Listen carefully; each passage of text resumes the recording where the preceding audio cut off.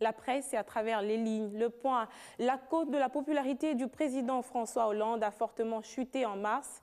67% des Français sont mécontents de son action, 10 points par rapport à février, contre seulement 31% de satisfaction, 8 points, moins 8 points plus tôt, selon le baromètre OpinionWay pour Métro et LCI à paraître lundi. Ce sont les sympathisants de gauche, Front de gauche écolo, qui sont plus nombreux à manifester leur insatisfaction avec 13% en moins de satisfaits, suivi du Modem de satisfaction de moins de 12%, puis de la droite UMP, moins 5% de satisfaits. Le Premier ministre Jean-Marc Ayrault a également reculé avec 62% des mécontents, plus 8 points et 31% de satisfaits, moins 5 points.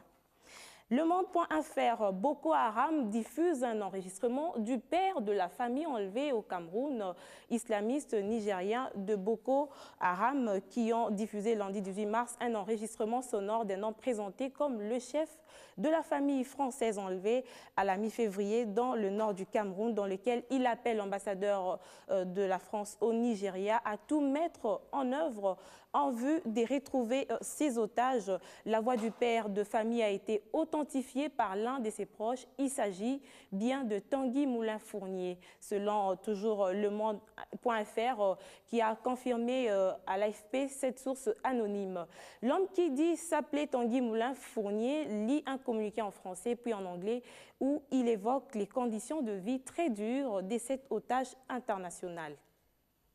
L'actualité en dehors de nos frontières. D'abord, la Chine qui est devenue le 5e exportateur d'armes dans le monde selon Stockholm International Peace Research Institute, un centre de recherche suédois. L'étude porte sur la période 2008-2012. La Chine dévance ainsi la Grande-Bretagne et a pour principal client le Pakistan. Cela fait partie de la renaissance chinoise prônée par le nouveau président Xi Jinping.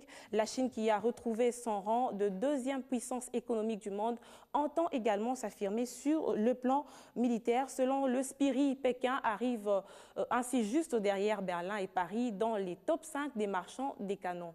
Autre chose, Nicolas Sarkozy en visite mardi en Libye, l'ancien président français qui avait été le fer de lance de l'intervention contre le régime de Mouammar Kadhafi est attendu mardi 19 mars à Tripoli où il doit rencontrer le Premier ministre Ali Zeidan.